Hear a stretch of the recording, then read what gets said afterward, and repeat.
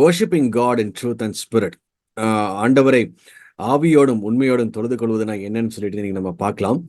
இந்த டாபிக்கை குறித்து நம்ம அநேக இடங்களை நீங்க கேள்விப்பட்டிருப்பீங்க.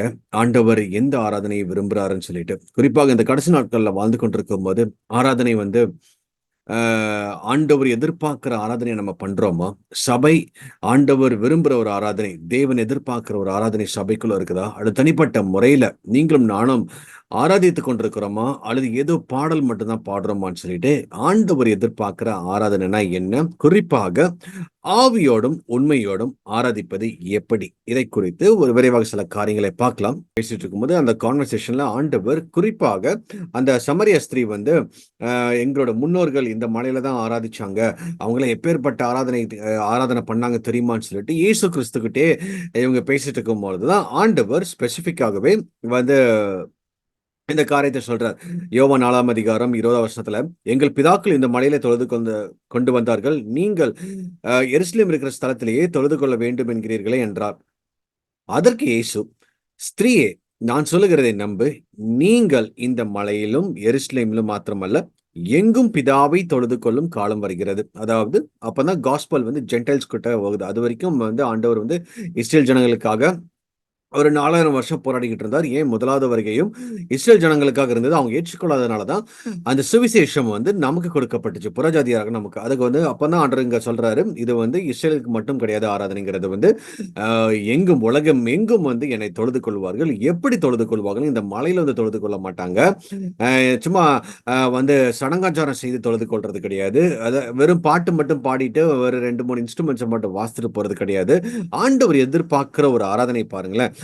அதற்கு இயேசு, நீங்கள் அறியாததை தொழுது கொள்கிறீர்கள், நாங்கள் அறிந்திருக்கிறதை தொழுது கொள்கிறோம், ஏனென்றால் ரட்சிப்பு யூதர்கள் வழியா வருகிறது. நீங்க வந்து அறியாததுனால தொழுது கொள்றீங்க. அவங்க வந்து இயேசுவை யாருன்னு தெரியாம அவங்க தொழுது கொண்டு இருக்கிறாங்க.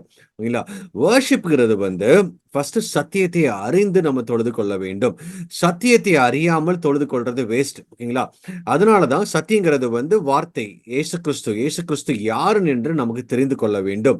அப்போ இங்க பாருங்களேன், நீங்க அறியாததை தொழுது கொள்கிறீர்கள் சொல்லிட்டு ஆண்டவர் ஆரம்பிக்கிறார். இன்னும் ஆக்சுவல் மீனிங் அவர் வரவே இல்லை. நீங்க அறியாத தொழுது கொள்றீங்க அப்படின்னா அவங்க இயேசுவை அறிந்து கொள்ளவே இல்லை, தேவனை அறிந்து கொள்ளவே இல்லை. ஏதோ முன்னோர்கள் பண்றாங்க, நான் இந்த மலையில போய் தொழுது கொள்றேங்க, ஏதோ என்னோட அப்பா சொல்லி கொடுத்தாருங்க, அதனாலதான் சும்மா நான் பாட்டு பாடுறேன், சும்மா வந்து கிண்ணறம் வாசித்துட்டு இருக்கிறேன், சும்மா வந்து ஒரு 4-5 பேரோட சேர்ந்து நான் வந்து அழகாக மியூசிக் போட்டு பண்ணிக்கிட்டு இருக்கிறேன். ஆனா என்ன ஆராதனைன்னு தெரியாம பண்ணிட்டு இருக்கிறாங்க. அதனாலதான் ஆண்டவர் சொல்றார், நீங்க அறியாததை தொழுது கொள்கிறீர்கள். அப்படின்னா என்ன தொழுது கொள்ளணும்னே தெரியல. இயேசு கிறிஸ்து தான் ஆராதனைக்கு பாத்திரர். ஓகேங்களா? அவர் தான் ஆராதனைக்கு காரணரும், அவரை மட்டும் தான் நம்ம தொழுது கொள்ள வேண்டும். ஆனா அவர் யாருன்னு தெரியாம நம்ம தொழுது கொள்றதுல ஒரு பிரயோஜனமும் கிடையாது. இன்னைக்கு நிறைய நேரத்துல கிறிஸ்தவர்களாகிய நீங்களும் நானும் சபைக்கு போறோம், அல்லது தனிப்பட்ட ஜபத்துல நீங்க குடும்பத்துல இருக்கும் பொழுது, அல்லது தனிப்பட்ட உங்களுடைய பர்சனல் லைஃப்ல நீங்க வர்ஷிப்னு சொல்லிட்டு ஒரு கடமைக்கு ஒரு 4 பாட்டு பாடுறோம், அல்லது ஒரு மியூசிக்கோட சேர்ந்து அவங்க பேக்ரவுண்ட்ல பாடிட்டு இருக்கும்போது நம்மளும் அவங்களோட சேர்ந்து பாடுறோம். That is not the worship. ஆண்டவரை ஃபர்ஸ்ட் அறிந்து கொள்வதுதான் முதலாவது ஒரு வர்ஷிப். ஆண்டவரை அறிந்து கொள்ளாமல் நீங்க எவ்வளவு அழகா பாடினாலும், நீங்க எவ்வளவு அழகாக மியூசிக்கை போட்டாலும், எவ்வளோ நீங்க தெரிஞ்சு இன்னைக்கு உள்ள காலகட்டத்தில் பாருங்களேன், ரொம்ப ஒரு பேத்தட்டிக் கண்டிஷன். நிறைய சினிமா பாடல்களை பாடுகிறவர்கள் இயேசு யாருன்னே தெரியாது, அவங்களை கொண்டு வந்துலாம் பாட வைக்கிறாங்க. ஓகேங்களா? அப்படின்னா அந்த இடத்துல ஒரு ட்ரூத் இல்ல. சத்தியத்தை அறியாதவர்கள் தேவனை ஆராதிக்க முடியாது. வேதம் வந்து ரொம்ப தெளிவாகவே சொல்லுது. அப்ப சத்தியம் அறியாமல் ஆண்டவரை நீங்க எவ்வளவு அழகா பாடினாலும், அந்த அந்த சொரங்களும் ஸ்கேல்ஸ் எதுவும் தப்பாதபடி சூப்பரா நீங்க பாடியிருந்தாலும், that is not a worship. அது வந்து சும்மா ஒரு பாட்டு தான், காதுக்கு கேட்கறதுக்கு இனிமையா இருக்குமே தவிர ஆண்டவர் அங்கீகரிக்க மாட்டார். ஆண்டவர் அங்கீகரிக்கிற ஒரு ஆராதனை என்னன்னா ஆவியோடும் உண்மையோடும் செய்கின்ற ஒரு ஆராதனை. ஆண்டவர் வந்து பழைய ஏற்பாட்டுல வந்து ஒரு சடங்காச்சாரத்தோட எப்படி வர்ஷிப் பண்ணணும்னு சொல்லிட்டு அவங்களுக்கு வந்து தொழுது கொள்வதற்காக நிறைய ஸ்டெப்ஸ் கொடுத்திருந்தாரு. அது எல்லாவற்றையும் வெளியரங்கமாக இல்லாதபடி ஆண்டவர் உள்ளால கொண்டு போக ஆரம்பிச்சிட்டார். What we do outside is mere waste. அவுட் சைட்ல நீங்க எவ்வளவு கையை வைத்துக்கலாம், நீங்க வந்து உருண்டு பரண்டு கூட நீங்க வந்து என்ன வேணா பண்ணிக்கலாம். That is nothing to do with what we are doing inside. சில நேரத்துல பாருங்களேன், நம்ம அநேக நேரத்துல உள்ளால நம்ம வந்து ஆண்டவரோட கனெக்ட் பண்ணாம, உள்ளால ஆண்டவரை அறிந்து கொள்ளாதபடி, நம்ம அந்த பாடல் எவ்வளவு ஆழமாக நம்ம பாடியிருந்தாலும், எவ்வளவு அழகாக பாடியிருந்தாலும் there is no use. That is not to be called as worship. அப்போ இந்த இடத்துல அறியாததை நீங்க தொழுது கொண்டுட்டு இருக்கீங்கப்பா. நீங்க யாருனே ஆண்டவர் யாருனே தெரியாம சும்மா ஒரு கடமைக்கு நீங்க தொழுது கொள்றீங்க. ஆனா நாங்கள் அறிந்திருக்கிறதை தொழுது கொள்கிறோம். இயேசு கிறிஸ்து பிதா யாருன்னு தெரிந்துதான் தொழுது கொள்றார். இயேசு கிறிஸ்து he was worshiping father. ஓகேங்களா? பிதாவை இது மகிமைப்படுத்திட்டே இருந்தார், உயர்த்திட்டே இருந்தார். அதுதான் ஆராதனை. இங்கிருந்து எப்பவுமே சென்று கொண்டே இருந்தது. அப்போ இயேசு கிறிஸ்து பிதா யாருன்னு தெரிஞ்சனாலதான் அவர் வந்து he was worshiping God. It's not because of the song, it's not because of the music around. இயேசு கிறிஸ்து எங்கேயுமே வந்து பெரிய மியூசிக்கல் இன்ஸ்ட்ருமெண்ட்ஸ் கொண்டு வாங்க, ஸோ வி நீட் பக்கா மியூசிக் பிளேயர்ஸ், கரெக்டாக நீங்க ப்ளே பண்ணணும், நல்ல ஹார்ப் ப்ளே பண்றவங்களாம் வாங்க, அப்பதான் பிதா வந்து ரொம்ப சந்தோஷப்படுவார்னு சொல்லிட்டு இவர் யாருமே மியூசிக்கலையோ அல்லது பாட்டுலயோ அவங்க வந்து ஃபோக்கஸ் கொடுக்கவே இல்லை. தே ஃபோக்கஸ் ஆன் த ட்ரூத். ஓகேங்களா? சத்தியத்தை, அதாவது தேவனை அவங்க ஃபோக்கஸ் பண்ண ஆரம்பிச்சாங்க. அதுக்கப்புறம் தேவனை ஃபோக்கஸ் பண்ணிட்டு they started worshipping from deep inside. சரிங்களா? அதனாலதான் இந்த இடத்துல ஆரம்பிக்கிறாரு, உண்மையா தொழுது கொள்வர்கள் பிதாவை ஆவியோடும் உண்மையோடும் தொழுது கொள்ளும் காலம் வரும், அது இப்பொழுதே வந்திருக்கிறது. தம்மை தொழுது கொள்வர்கள் இப்படிப்பட்டவர்களாக இருக்கும்படி பிதாவானவர் விரும்புகிறார். பிதா விரும்புற ஒரு ஆராதனை என்னன்னா ஆவியோடும் உண்மையோடும் தொழுது கொள்ளுகிறவர்கள் மட்டும்தான். நீங்க இன்ஸ்ட்ருமெண்ட் பிளே பண்றீங்களோ இல்லையோ, இன்ஸ்ட்ருமெண்ட் நீங்க தப்பா வாசிக்கிறீங்க. இன்னைக்கெல்லாம் வந்து வர்ஷிப்ல வந்து ஐயோ ஒரு ஸ்கேல் மிஸ் ஆச்சுன்னா இன்னைக்கு வந்து ஒரு ஃபிளாப் ஆயிரும். இன்னைக்கு அங்க வந்து மியூசிக்கல் இன்ஸ்ட்ருமெண்ட்ஸ் வந்து ஒருத்தர் தப்பா பிளே பண்ணிட்டாலும், அங்க பாட்டு சொதப்பிட்டாலும் இன்னைக்கு வந்து அது பேர் ஆராதனை. ஆராதனைங்கிறது வந்து பாட்டு கிடையாது. What I do inside. ஓகேங்களா? இட்ஸ் நாட் நெசசரி நான் வந்து பாடல் மூலமா தான் ஆராதிக்கணும்னு அவசியமே கிடையாது. பாடல் மூலமா ஆராதிக்கிறது ஒரு 5% தான்.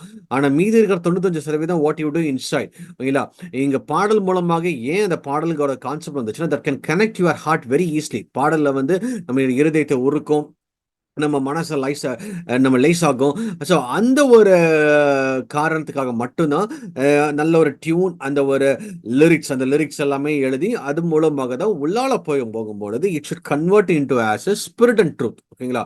ட்ரூத் நான் சொன்னபடி நீங்க இயேசுவை அறிந்து கொள்ள வேண்டும், இயேசு யாருன்னு தெரிந்திருக்கணும், இயேசுவை நீங்க விசுவாசித்திருக்கணும், இயேசுவை ஏற்றுக்கொள்ள வேண்டும், இயேசுவோடு நீங்க பழகி இருக்க வேண்டும். ஓகேங்களா? இயேசுவோட பேசி பழகி இருக்க வேண்டும். அந்த ஒரு அனுபவம் வந்து அந்த ட்ரூத்துங்கிற ஒரு அனுபவம். அப்புறம் ஸ்பிரிட்ங்கிறது வந்து it's not the holy spirit. நமக்குள்ளால இருக்கிற மனுஷன், நம்ம உள்ளால இருக்கிற மனுஷன், ஒவ்வொரு மனுஷனுக்கும் தனிப்பட்ட ஒரு ஒரு ஒரு ஒரு ஆவி உண்டு. ஓகேங்களா? It's called human spirit. ஒவ்வொருத்தருக்குள்ளாகவும் அது தேவன் கொடுத்தது. அந்த ஆவியில நம்ம துதிக்க வேண்டும். அந்த ஆவியில துதிக்கிறதுக்கு ஆவியானவர் ஹெல்ப் பண்ணுவார். ஓகேங்களா? மாம்சத்துல துதிக்கிறதுக்கு பிசாசானவன் ஹெல்ப் பண்ணுவார். நிறைய நேரத்துல மாம்சத்தின்படி, அதாவது எமோஷன்ஸ் மூலமாக, ஃபிளஷ் மூலமாக, நிறைய அட்ராக்டிவ்ஸ் மூலமாக நிறைய காரியங்கள் இன்னைக்கு மாம்சத்தில் வெளிப்படும். அதனாலதான் மாம்சத்தின் மூலமாக தேவனை ஆராதிக்க முடியாது. தேவனுடைய ராஜ்யத்தை ரத்தமும் மாம்சமும் சுதந்திரித்துக் கொள்ளவே முடியாது. இல்லைங்களா? அப்ப மாம்சத்தின் மூலமாக எந்த ஒரு ஆராதனையும் தேவனுடைய ராஜ்யத்துக்கு ஏன் உங்களுடைய வீட்டை விட்டு தாண்டி கூட போகாது. ஆனா தேவனுடைய ராஜ்யத்துக்கு உங்களுடைய ஆராதனை போகணும். நீங்க தேவனை உண்மையாலுமே ஆராதிக்கணும். பிதா விரும்புற ஆராதனை நீங்க செய்யணும்னா it should start from the truth. இயேசு கிட்ட ஆரம்பிக்கணும், இயேசு அறிந்ததிலிருந்து ஆரம்பிக்கணும், இயேசுவை ஏற்றுக்கொள்வதிலிருந்து ஆரம்பிக்கணும். அது மட்டும் இல்லாதபடி இயேசுவை நம்ம ஆவியோட தொழுது கொள்ள வேண்டும். In spirit. ஓகேங்களா? உங்களுடைய ஆவி, அந்த ஆவி வந்து தொழுது கொள்வதற்கு யார் ஹெல்ப் பண்ணுவார்னா ஹோலி ஸ்பிரிட் மட்டும் தான் ஹெல்ப் பண்ண முடியும். உங்களுடைய ஆவி மாம்சத்துல இருந்து ஹெல்ப் பண்ணவே முடியாது. ஓகேங்களா? அப்போ பரிசுத்த ஆவியானவர் உங்களுக்குள்ள வந்து உங்களுடைய ஆவியை தேவனுக்காக, தேவனை துதிக்கும்படியாக அவர் ஏவுவார், அவர் வணங்க செய்வார். வார்த்தைகளின் மூலமாக, உங்களோட லைஃப் ஸ்டைல் மூலமாக, நீங்க பேச்சுகளின் மூலமாக, சிந்தனைகளின் மூலமாக, பார்வைகளின் மூலமாக, நீங்க செய்கின்ற வேலைகளின் மூலமாக தேவனை தொழுது கொள்கின்ற வாழ்க்கை உள்ளால இருந்து ஆரம்பிக்க வேண்டும். இன்னும் கொஞ்சம் உங்களுக்கு புரியுற மாதிரி சொல்ல போனா, your heart should connect with God's heart. தேவனுடைய இருதயத்தை உங்களுடைய இருதயம் கனெக்ட் பண்ண வேண்டும். அதுதான் ஒரு ஆராதனை. நம்ம மாம்சத்துல செய்கின்றது இன்னைக்கு நிறைய ஃபார்மட்ஸ் வந்துருச்சு. நல்லா ஆட்டம் போடுங்க, அப்பதான் ஆண்டவர் சந்தோஷமா இருக்கு. கிடையவே கிடையாதுங்க. அதெல்லாம் பழைய ஏற்பாட்டு காலத்துல சும்மா ஆடி அவங்க என்னமோ அட்ராக்ட் பண்ணி பார்த்தாங்க, முடியல. They failed everything. ஓகேங்களா? புதிய ஏற்பாட்டு காலத்துல there is only one thing. Jesus தான் நமக்கு ரோல் மாடல். அவர் எப்படி ஆடிக்கிட்டு இருந்தாரா, அல்லது அவர் மியூசிக் டீம் தனியா வச்சிருந்தாரா, அவர் பேண்டு செட்டப் பண்ணி வாங்க கரெக்டா நீங்க பாடல, நீங்க எந்த ஸ்கேல்ல பாடணும், நீங்க செகண்ட்ஸ்ல நில்லுங்க, நீங்க வந்து நீங்க ஆல்டோ அப்புறம் சொப்ரனோ இப்படி எல்லாம் போட்டு பிரிச்சு டீமை போட்டு டிசைபிள்ஸ் சாங்ஸ்க்கு ஒரு பாட்டு அவர் சொல்லிக் கொடுத்ததே கிடையாது.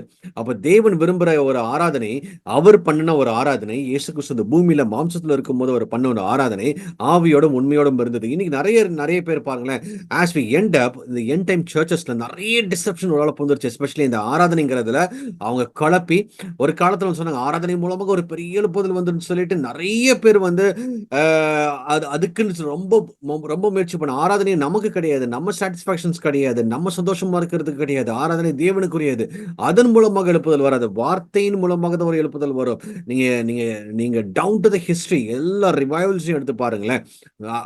At the speak of a word, தேவனுடைய வார்த்தை தேவன் அங்கு வெளிப்படும் பொழுது மட்டும்தான் ஒரு எழுப்புதல் வருமே தவிர, இன்னைக்கு டிஃப்ரெண்ட் ஃபார்மட்ஸ் ஆஃப் வர்ஷிப்பை கொண்டு வந்து, ஈவன் பழைய ஏற்பாட்டு காலத்துல யூஸ் பண்ண வர்ஷிப்ஸ் எல்லாம் உள்ளால கொண்டு வந்து, இதுதான் ஆண்டவர் எதிர்பார்க்கிறேன், இதுதான் ஆண்டவர் எதிர்பார்க்கிறேன் போட்டு திணிச்சு மாம்சத்துல செய்யற காரியங்கள் எல்லாமே இன்னைக்கு இன்னைக்கு அதிகமாக பெருகிக் கொண்டிருக்கிறது.